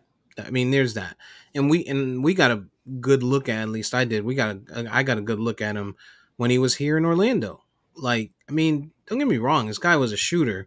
He would shoot from deep, pull up from anywhere. He could hit from anywhere, but he never really hit that mark where he was the difference maker. Right. And it's hard for me to listen to a guy who never made it there talk about a guy who is there. Like Giannis is the difference maker. He was the difference maker in them making it to the championship. He was the difference maker this year where they just happened to run into some bad injuries and he lost his Robin. Batman with no Robin is always going to be a tough fight, so it's difficult for me to put any value in what Gilbert Arenas says, especially since he talks shit about a little bit of everybody.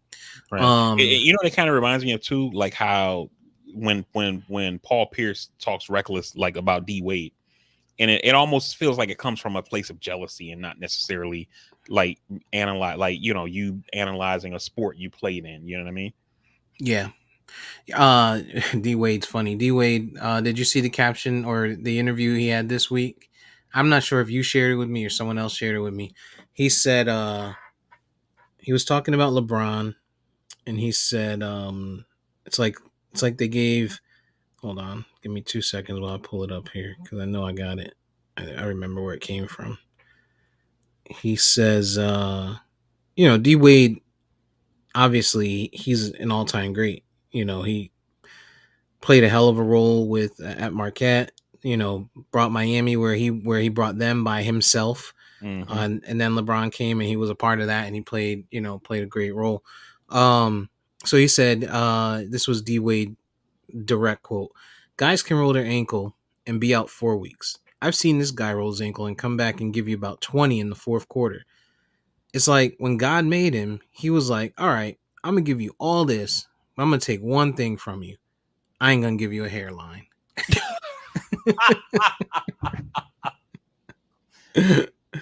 That was I'm not sure who he was interviewing with, but that was an interview that he did earlier this week, which is pretty funny, man. Well, I'm listening and I'm just wondering where it's going, and I didn't expect it to go there. That's funny as hell. Yeah. Shout out to Vanessa Bryant. She won the settlement against the NYPD. I'm sorry, LAPD. $16 million because they leaked the photos of the crash. 32 million overall. Was it 32 total?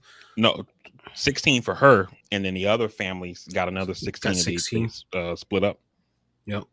So I mean, I think for her, right? Does she need it? Probably not. Like, there's no need there. But they said that she was donating it to charity. She donated the full 16 million to charity. So shout out there. But also, I think it's more the message and the statement that she's trying to get across. Like, we're seeing this all the time when there's a tragedy, and we're seeing the Shade Room, we're seeing No Jumper, which is Adam 22, and people like that are, Hollywood Unlocked. They're leaking these things like before you even have details. If you remember when Kobe's, rest in peace, Kobe and Gianna and everyone that was in that accident, when it happened, people were like, oh, Rick Fox was on there. Oh no, I think he was on there with this person and that person. Matt Barnes, like it was crazy. You know what I'm saying? Like, Mm-hmm. and it was different outlets that were saying these different things, just to try and break a story, man. And you just, I think that's her goal and her point in all of this that she's doing, and she's right in it. Like they got to do better, man. Like Right. there needs to be some privacy. I'm trying to remember who it was. Oh, Kevin Samuels when he died. And his mother was like, I didn't know until I saw it on, like, I didn't even get the phone call telling me that he passed away. And I saw it on the internet. You know what I'm saying? Like, could you imagine? Could you imagine Yeah. opening up? Just think about that for a second. You open up your Facebook and you see a loved one has passed away, and somebody saying, rest in peace to XYZ, and you haven't even heard about it or known about it. Yeah. Like that shit, it's just nasty, bro. That shit's just Yeah. nasty. And these, Nah, these blogs, they got to do better, man. nah, you're right. And the thing too, from another aspect of it, and you talk about this shit all the time, like how desensitized we've become because these people are posting this shit because there's a market for it. You know what I mean? Right. If there weren't people looking to click for it, to look at it, it wouldn't be a need for these, cops or whoever it is that's putting this shit out there, to the shade room and to all these other websites and blogs and things like that you mentioned. But we as a people are telling those folks this is the content we want. And so they're like, okay, we got to go get it. If somebody dies in a helicopter crash, car crash, they're eaten by a shark, whatever the fuck, we got to go and find the pictures and post that shit online. And so we as a society just got to do better. But I'm glad that, you know, um, that she sued them and the family sued them. And I'm glad that they hurt them in their, and it's not that they hurt them. I mean, this is taxpayer money. So it's not like, they Right. paying it out their pockets, but And still, that's the other piece. Like, take that shit from the fucking pension plan. Why are taxpayers paying? And I get it. Like, this is rhetorical. Why are taxpayers paying for the negligence and the bullshit? We always talk about defunding Mhm. and we give too much power to the police, and this was directly LAPD. This is not like it was something that came from a news outlet and then someone decided to share. These were the motherfuckers that were on scene that leaked this shit. Like, Mhm. I mean, listen, you can't, it isn't right to hold everyone, but listen, you back the blue, right? You back the blue, back the shield.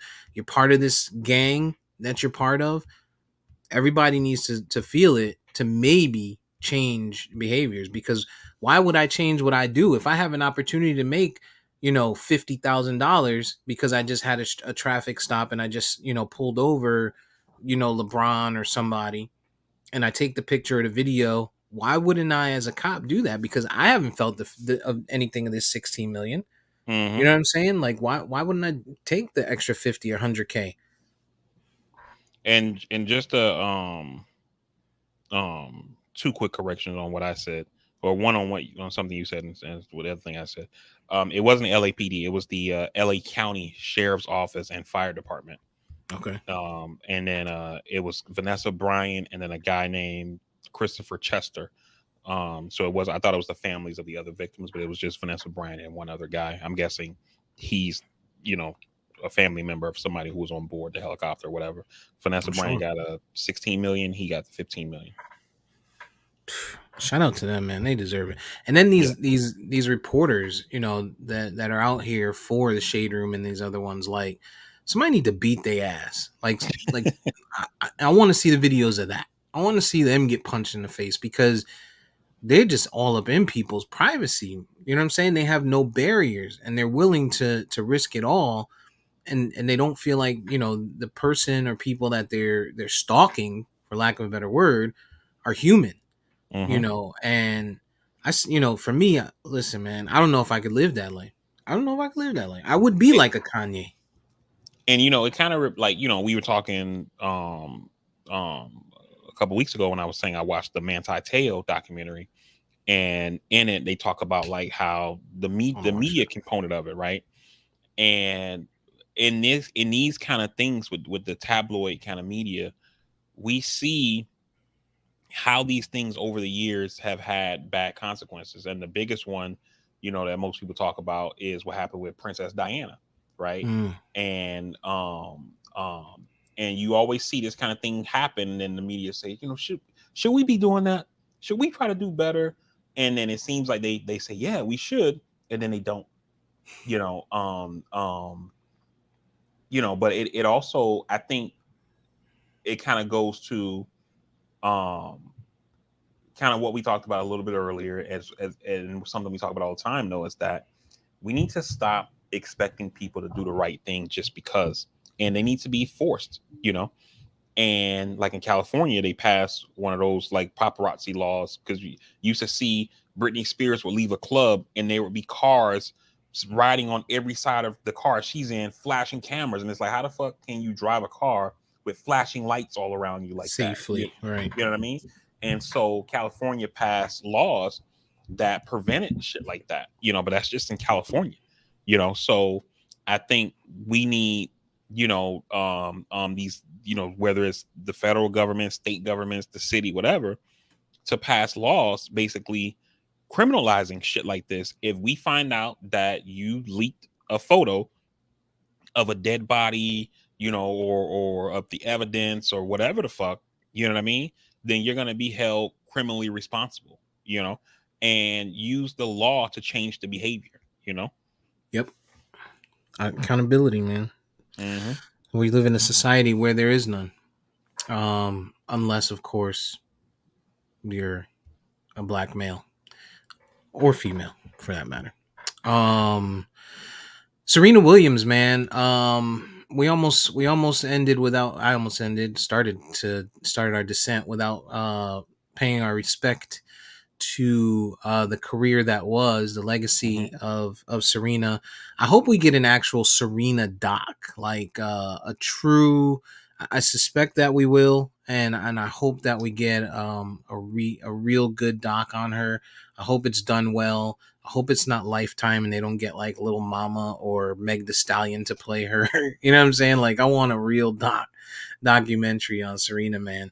Shout out to her. I don't have all of her accomplishments right in front of me, but there's nothing short of calling her the GOAT. It's really hard for you to make any other case, I think. And I would even go as far as saying she's the greatest tennis player of all time. I wouldn't even make it a gender thing, which I've heard a lot of people saying. How do you feel about that? I think she's the best tennis player to ever play the game. At least the Um, most dominant. At least the most dominant. Let's say that. so I hear what you're saying, and some people would argue that you should make an argument that Serena is really the greatest athlete, not just tennis player. And people make that argument for various reasons, like she plays an individual sport versus a team sport, where you got people like Brady or Jordan, etc. Right? Um, she plays a sport that unlike a Tiger, for example, she plays a sport that requires her to play offense and defense at the same time. She dominated the sport for 25 years. A sport that most people are done like in their late 20s. She played until 40. You know what I mean? Mm-hmm. Second most major titles for on the woman's side, at least, not the male side. One on all the surfaces, whether it was grass, hard court, clay court. Um, you know, I mean, just a insanely dominant force, man. And I saw a stat that I wasn't aware of the other day when they were talking about her career wins, which is fucking insane, Steve. And her career record, she's 858 and 154. That's over 1,000 matches, and she won 858 of them. 84.8% win Win percentage. percentage. That's crazy. That is insane. Like, I just tried to pull up some of the stuff, and it's too much. I can't even. I was like, maybe we'll highlight. No, there's just way yeah, too it's much. it's insane, man. It's insane how much, you know, um, how much she's won. And it's, I mean, it's that thing about Serena. Like when you think about like her career, what used to piss me off so much, and I know it, it's one of those things where it's like, um, I don't know it for a fact, but I know it's true. It's one of those things where I felt like it was a race thing when they used to always compare Maria Sharapova to her, the Russian chick, and I'm like, are you fucking kidding me? Like, it's not comparable. Like, what the fuck are we talking about here? You know what I mean? But I think it's because Maria Sharapova was a white blonde woman that she got as much burn as she did, even though the times where she faced Serena head to head, she's only beat her like a handful of times. Serena's dominated this chick over her whole career. She dominated the field over her whole career. As good as Venus was, Serena really dominated Venus. You know what I mean? And so, it's just it's tough, man. So I definitely think that she's the greatest female tennis player ever. You maybe you could say greatest tennis player period. I see Judy in the chat who says no Arthur Ashe. And I didn't watch Arthur Ashe. I was too young back then. I know of him, but I never saw him. It's kind of like when we talk about like Bill Russell in basketball. You know what I mean? Like I know the legend, but I didn't see it. You know what I mean with my own eyes. So it's hard to say. But she's just an insanely dominant force, man. And then I mean, thinking of that, you're 800 to 100 wins versus losses is just that's crazy, man. Yeah. That is crazy. Yeah, I don't want to. Let me unlock the gate because I don't want to be a prisoner of the moment as we usually are as people. But just doing some of the, I mean, just majors, right? She had 23 major 23. titles, which is the second most of all time. Mm-hmm. Number one was Margaret Court, Australian, who had 24. Then Serena, then Nadal, my guy, 22. And he's still playing, so let's keep Right. watching that. And Nadal's my guy though. real quick on Steffi Nadal, Graf was a beast. Like, but on Nadal, if you look at his major titles, they're mostly on the French Open, which is the clay courts. right. He's a specialist on the clay courts. And he's won the other ones, the Australian Open, Wimbledon, all that stuff like that. But the majority of his majors come from the French Open playing on clay. Whereas Serena, she's won, a couple of French, couple of Wimbledons, couple of Australian Opens, couple of US Opens. It's like well rounded. You know what I mean? And she's got 20 Grand Slam singles and 14 Grand Slam doubles. Mm-hmm. She's crazy. Like, it's Plus the crazy. gold medals at the Olympics. Yeah, I mean, she's different, man. Shout out to her, man. Hopefully, she feels like she went out gracefully. She gave a great show. Yeah. She went 3 rounds at 40 years old. She took out the number 2 ranked overall in round 2.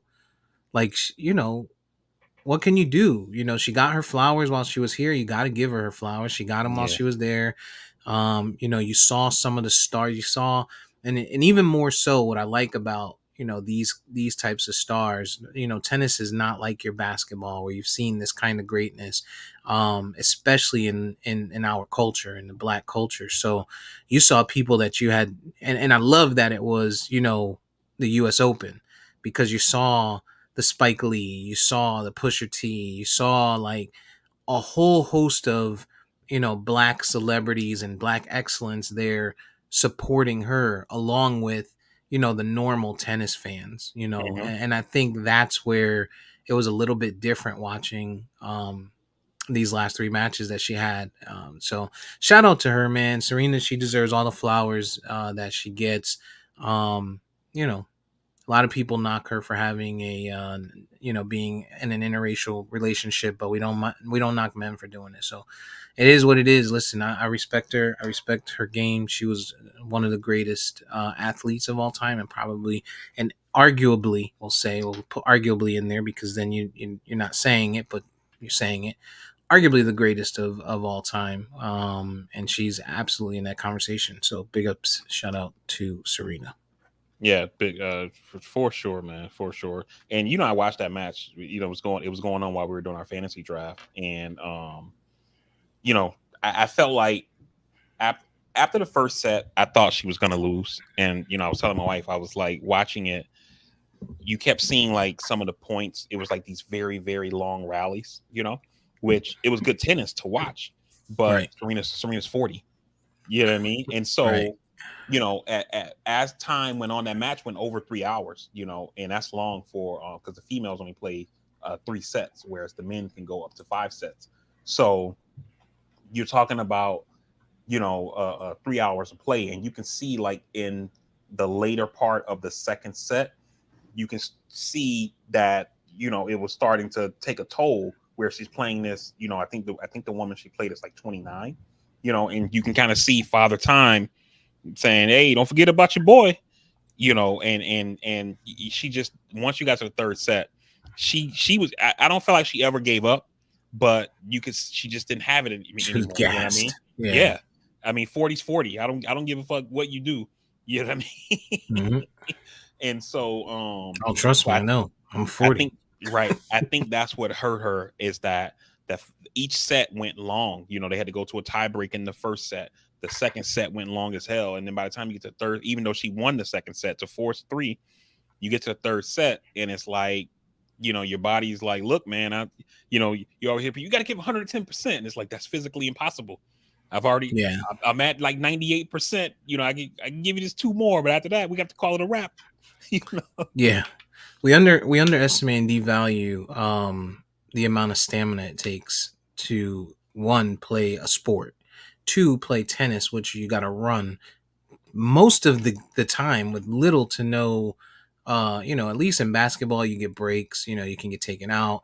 Mm-hmm. Football, there's, when you go offense defense, like in tennis it's back to tennis and soccer, I think, are the most, like, it's back to back to back. And even in soccer you can get pulled out, but Right. when you're talking about a tennis singles match, there's no subbing. Like, Right. you got to see it through.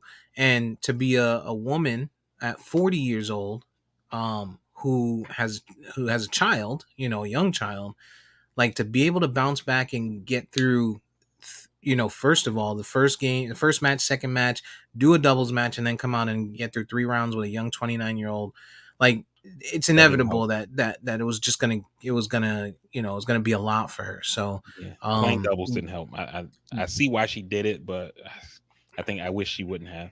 I think she could have had just a little bit more in the tank if she didn't play that doubles match. probably, probably.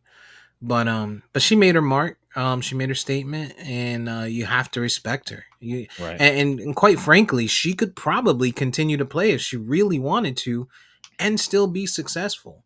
Hmm. But there comes a time when you got to hang it up, and you got to make time for your family and everything outside of the sport or the job that you're in.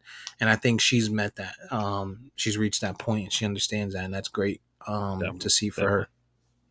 Yeah. Shout out Serena, man. Um, I think that's all that I have. Anything else you can think of? Um, nah, man. I don't got nothing else. Okay. Well, House of the Dragon tonight, episode 3. I'm not sure why I'm shouting out HBO like they pay us or anything, but uh, it'll be a talking point next week. Be ready for that, and then next week, football starts. So Oh yeah. yeah, we got to figure some things out. There's some conversations to be had about timing and stuff like that. But Yeah. um, until then, I will hand the reins over to VP to get us up out of here. Thanks for listening. CastWorthy Podcast, and I'm out. Yeah, everybody, like Steve said, we definitely thank you guys for listening. For those who listen live to the podcast today, we definitely appreciate you taking that time out of your Sunday morning/afternoon. For those who will listen when the episode posts, we appreciate you as well. You can find the podcast on all podcasting platforms. Just search CastWorthy.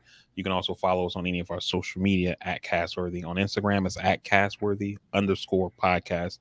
And let me also not forget to say, like I normally say, make that phone call, send that text message. Tomorrow's not promised. So if you got somebody you want to reach out to just let them know you're thinking about them. definitely do so. I'm pretty sure they'll appreciate it, and you will too. Um, all right, Judy, we'll holler at you. Appreciate you. See Judy in the chat. And while you're on any of that social media, podcast platforms, etc., don't forget to leave us a like, drop a comment, share, tell a friend, help us grow the audience. We definitely will appreciate it. And we will see you guys on the next episode of the CastWorthy podcast. Likely be me and Steve, for sure. Hopefully that other guy shows up. You never know. I can't call it. Faceless man. Right. But other than that, man, we definitely appreciate you guys. We love you, and we'll see you on the next one. We out.